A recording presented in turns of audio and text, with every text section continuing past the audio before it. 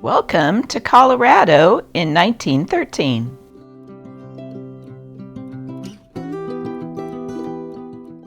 You're welcome to come on into our homes.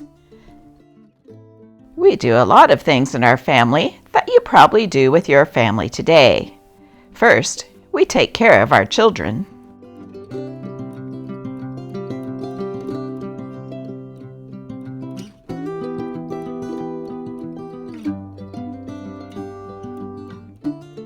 Then we take care of the chore of cooking.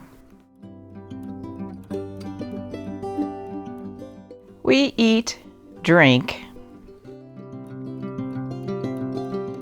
and sleep in our homes just like you do. And every single day, we keep up with the latest news by reading the newspaper. Today, I will be reading the actual news in the Colorado Graphic dated January 11th, 1913. With the discovery in Denver of 3 young girls who mysteriously disappeared from their Chicago homes, a police search, which was instituted all over the country, has been dropped.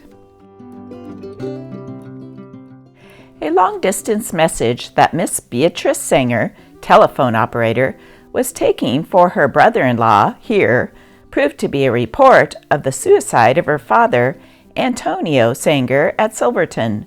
Miss Sanger fainted when she heard the unexpected news. A dog with an eel in its mouth created a panic in the barroom of a New York hotel, men yelling and fleeing for their lives. This furnishes fine material for retort by the woman who is ridiculed because she runs from a mouse.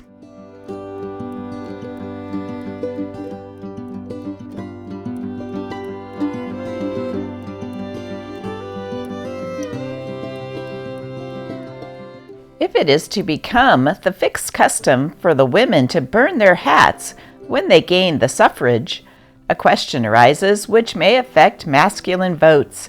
Of course, the burning of hats involves the purchase of new hats. Will the tyrant man be allowed to continue his time-honored custom of drawing checks to pay for the new hat? Or will the newly enfranchised citizen scorn that dependence and furnish the new millinery themselves? The first case of stealing an aeroplane occurred the other day at the Puncham Aerodrome at Munich. When the pilot, Balat, arrived in the morning, he found that someone had broken into his hangar and that the monoplane was missing. On inquiry, he found that several persons in the neighborhood had heard the noise of a motor about 2 o'clock in the morning. Apparently, some enterprising pilot had flown away with the machine. In the suburbs of Munich, policemen were kept busy scanning the horizon in search of the flyer. Up to the present, the machine has not been recovered.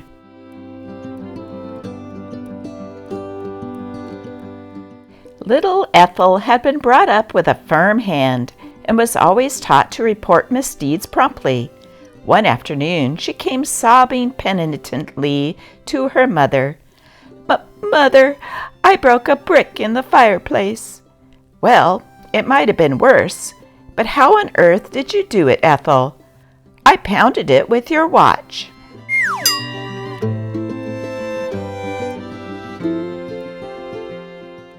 Utahville, Pennsylvania. Mrs. J. F. McFarland appeared before her husband, a justice of the peace, on a charge of selling adulterated ketchup and was fined $60, which she paid. Mrs. Farland, who conducts a prosperous country store, pleaded guilty.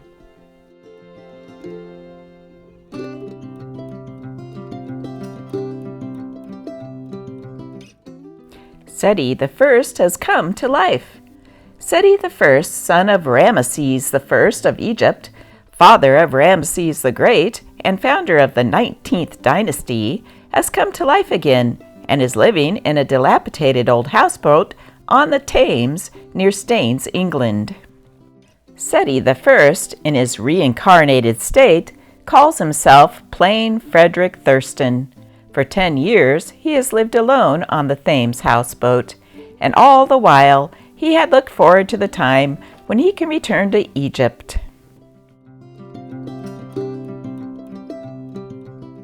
Society women roll and crawl for good figures. Prominent women rolling on the floor to aid the supplements and beauty of their figure.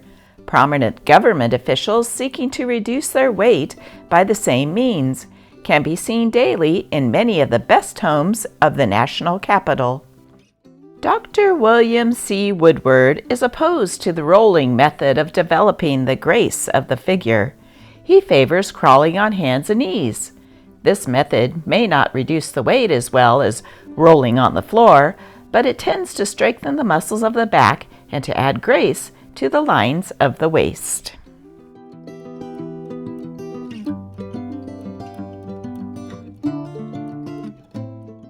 Hard luck. Well, how about it?